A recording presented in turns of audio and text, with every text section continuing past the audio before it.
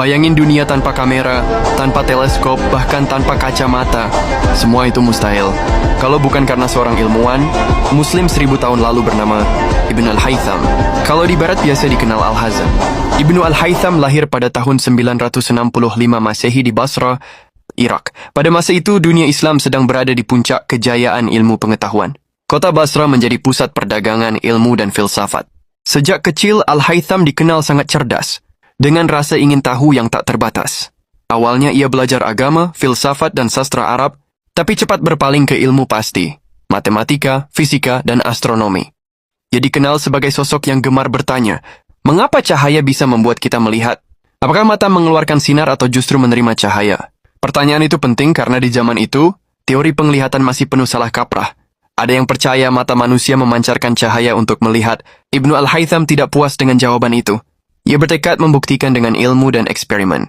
Perjalanan ilmunya kemudian membawanya ke Mesir, di mana ia bekerja di bawah kekhalifahan Fatimiyah. Disinilah awal mula karya monumentalnya.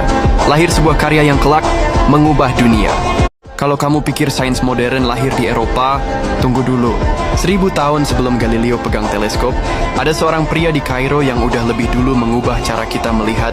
Cahaya dia Ibnu Al-Haytham. Di Kairo, Al-Haytham menulis karyanya yang legendaris, Kitab Al-Manazir, buku optika. Karya ini mematahkan teori lama dan menjelaskan bahwa cahaya datang dari luar, masuk ke mata kita, bukan sebaliknya. Salah satu eksperimen paling terkenal adalah Camera Obscura, sebuah ruangan gelap dengan lubang kecil di dinding. Dari lubang itu, cahaya luar masuk dan membentuk bayangan terbalik di permukaan dalam. Inilah dasar dari teknologi kamera yang kita gunakan hari ini. Al-Haytham tidak hanya menulis teori, tapi juga menekankan metode eksperimen sistematis.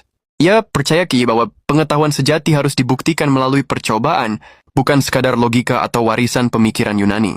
Cara berpikir ini membuatnya dianggap sebagai pelopor metode ilmiah modern, bahkan jauh sebelum Galileo dan Newton lahir.